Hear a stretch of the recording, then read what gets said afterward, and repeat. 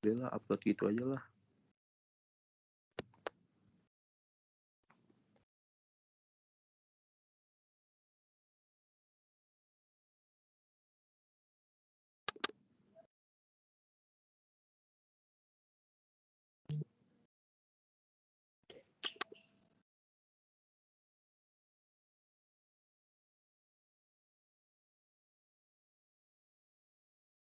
Gimana nih? Mulai nih. Udah di ini belum record? Oke, gue start ya. Oke. Iya. Dulu ini gue selamat pagi apa selamat pagi aja lah ya. 1, 2, 3 ya. Selamat pagi untuk semua yang sebentar tunggu. Ini bisa di crop kan videonya?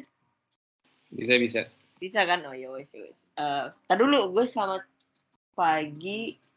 Halo semua gitu aja. Halo semua, selamat pagi. Halo semua, kami dari kelompok 5. Oke. Gue tahu. Oke. Iya. Sorry. Kalau misalkan kita mau ganti ini, kasih tahu aja mau diganti dengan siapa gitu.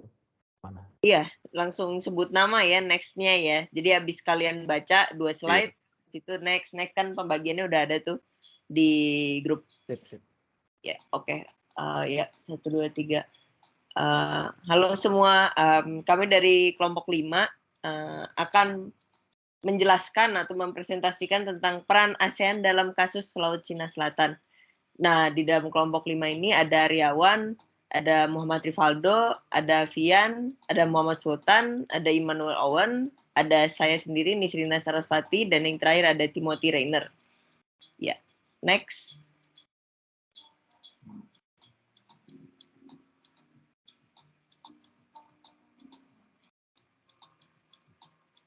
Next, sorry.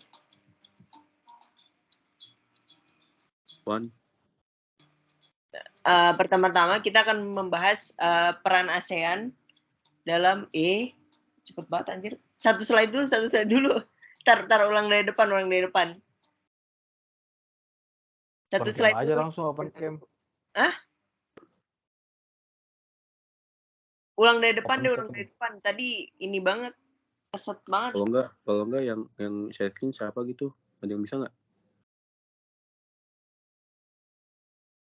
Kayaknya Awan dari tadi pas ini nge-lag deh. Dia. Coba deh. Siapa mau share screen? Matiin. Coba Wan, matiin lu Wan. Makasih bro. Aku matiin dulu ya Kak. Oke.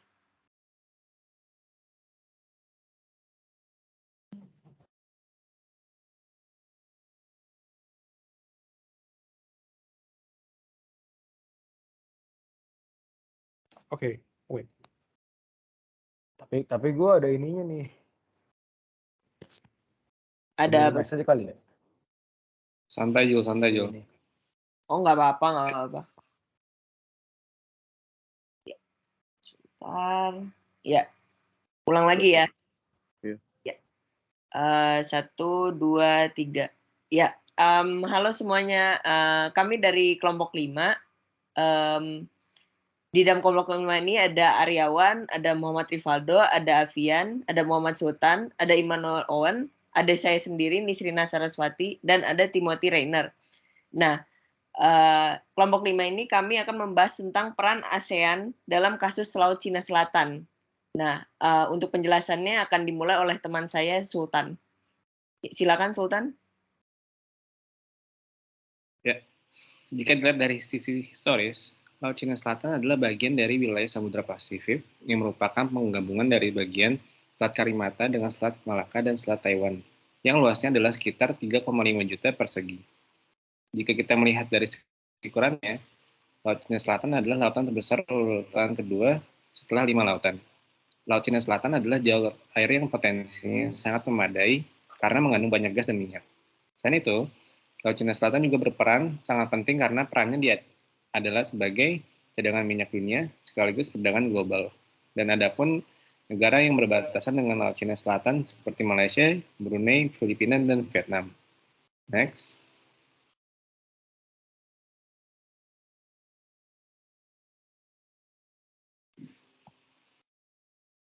Iya, next. Laut Cina Selatan merupakan tepi yang menjadi bagian dari Samudra Pasifik. Seperti diketahui, perairan tersebut memiliki lebih dari 200 pulau kecil, karang, dan terumbu yang sebagian tidak bisa dihuni. Penulis mengumpulkan data dari buku ensiklopedia, jurnal, media massa, dan situs web untuk menganalisis peran ASEAN dalam konsep resolusi Laut Cina Selatan. Teori-teori yang diterapkan dalam penelitian ini adalah perspektif pluralisme dengan teori organisasi internasional oleh Clive Archer. Hasil penelitian ini menunjukkan bahwa peran ASEAN dalam konflik resolusi Laut Cina Selatan digunakan pendekatan cara diplomasi dan instrumen hukum internasional. Beberapa upaya ASEAN yaitu menerapkan kode etik. Selanjutnya akan dilanjutkan oleh rekan saya Awan. Persilakan waktu dan tempatnya.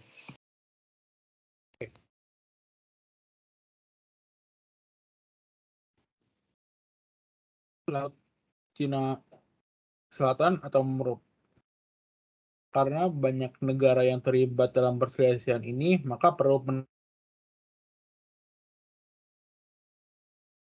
perjanjian atau kesepakatan internasional yang diakui. Berdasarkan hal tersebut, UNCLOS 1952 dapat dijadikan sebagai salah satu alternatif penyelesaian sengketa Laut Cina Selatan yang tak hanya merupakan tetapi juga sengketa multinegara. Selain itu, isi dan prinsip konvensi Perserikatan Bangsa-Bangsa Ketiga tentang hukum laut 1982 dapat disesuaikan dengan penyelesaian sengketa di Laut Cina Selatan.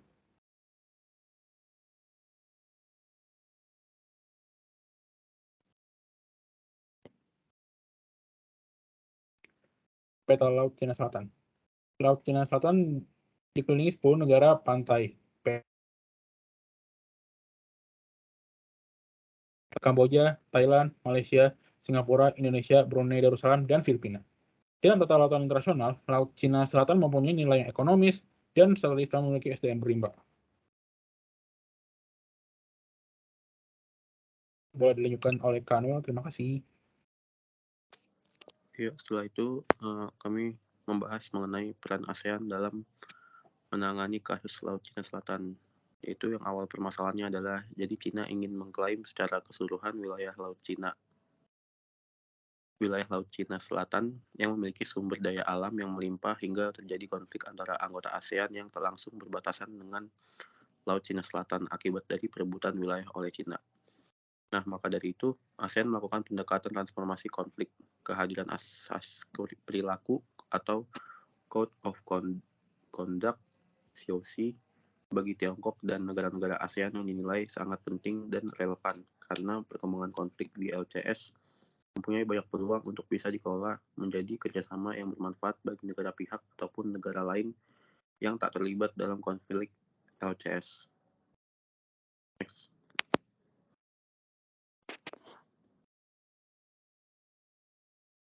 Nah, setelah itu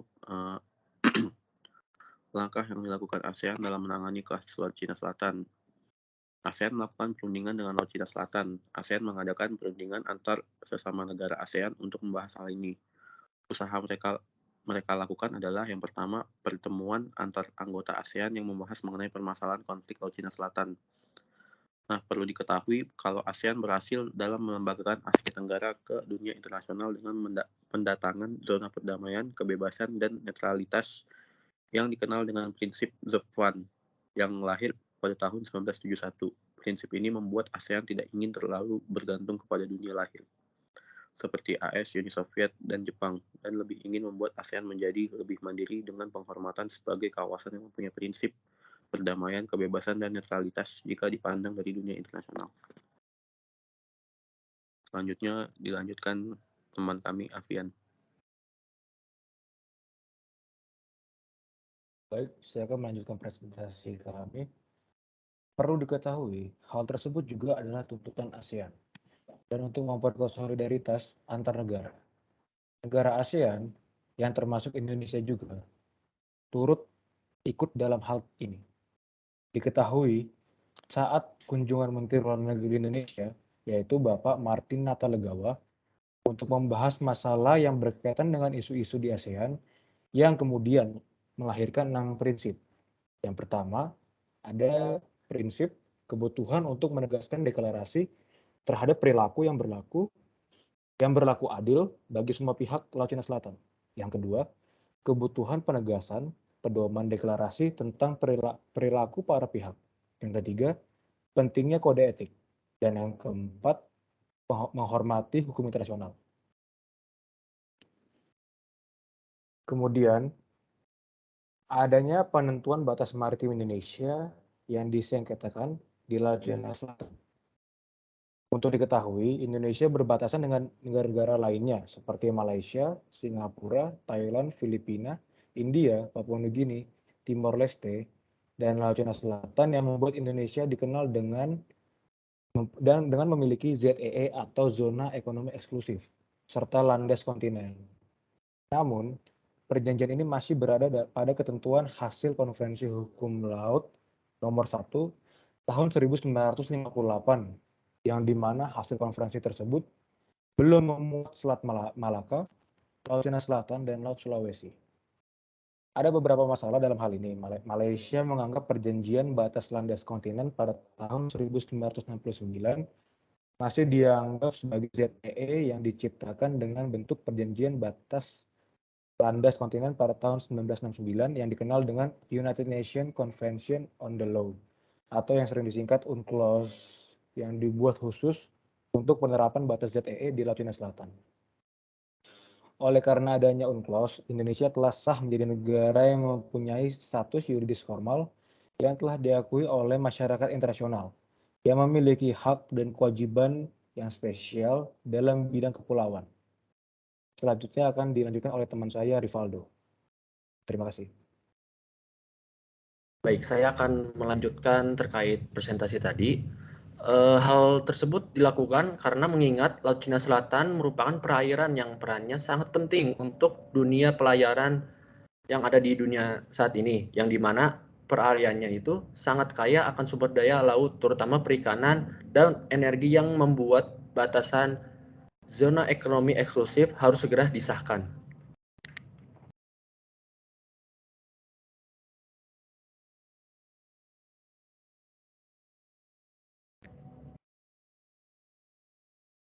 Lalu, apakah penempatan kekuatan wilayah militer sengketa bisa dibenarkan melalui hukum? Jawabannya tidak. Alasannya karena sudah banyak usaha sengketa di Laut Cina Selatan yang sudah banyak dilakukan, tetapi tidak membuahkan hasil seperti pada perundingan Den Haag yang dimana dapat dikatakan bahwa Filipina berhak atas bagian wilayah Laut Cina Selatan. Tetapi hal tersebut ditolak oleh Cina. Karena Cina juga tidak mempunyai hak untuk menempatkan kekuatan militernya di Laut Cina Selatan karena diklaim Cina menggunakan diketahui melanggar UNCLOS 1982 yang diputuskan oleh Pengadilan Arbitrase Den Haag yang dimana negara lain juga harus menahan diri dari hal yang akan menimbulkan konflik dan segala sengketa harus diselesaikan dengan jalan damai demi menjaga stabilitas dan keamanan dunia. Selanjutnya akan dilanjutkan teman saya, Timothy. Terima kasih. Kesimpulan dari presentasi kami yaitu ASEAN menangani permasalahan Laut Cina Selatan dengan mengadakan perundingan antar anggota ASEAN yang bersinggungan dengan metode pendekatan transformasi konflik yang diadakan di negara Vietnam. Hasil yang didapatkan dari diadakannya pertemuan tersebut merupakan pembahasan bahwa ASEAN berhasil dalam melembagakan Asia Tenggara ke area keamanan saat Menteri Luar Negeri menandatangani deklarasi zona perdamaian, kebebasan, netralitas yang dikenal dengan ZOPFAN yang lahir pada tahun 1971.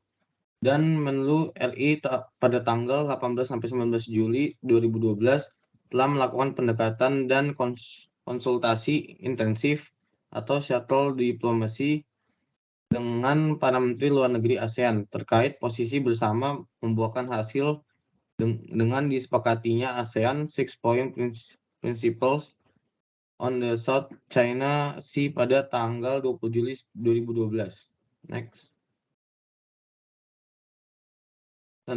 Saran dari kelompok kami, konflik terbuka di wilayah sengketa Laut Cina Selatan hanya akan membawa pengaruh buruk terhadap stabilitas kawasan serta bagi negara yang memulainya. Memulai konflik terbuka dalam konflik antara Cina dan Vietnam di Laut Cina Selatan akan berdampak pada arah geopolitik kawasan. Bagi Cina, konflik terbuka hanya akan mengancam dan memperburuk posisinya di kawasan karena akan menjadi musuh bersama yang dikelilingi oleh negara-negara yang berpotensi menjadi musuh. Sedangkan bagi Vietnam, konflik terbuka hanya akan memperburuk konflik di Laut Cina Selatan dan akan semakin menyeret banyak aktor.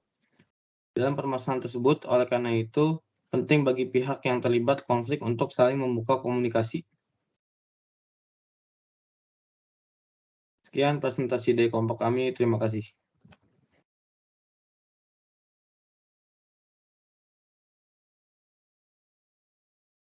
Gue stop recording ya. Oke. Stop aja Oke. dulu. Oke.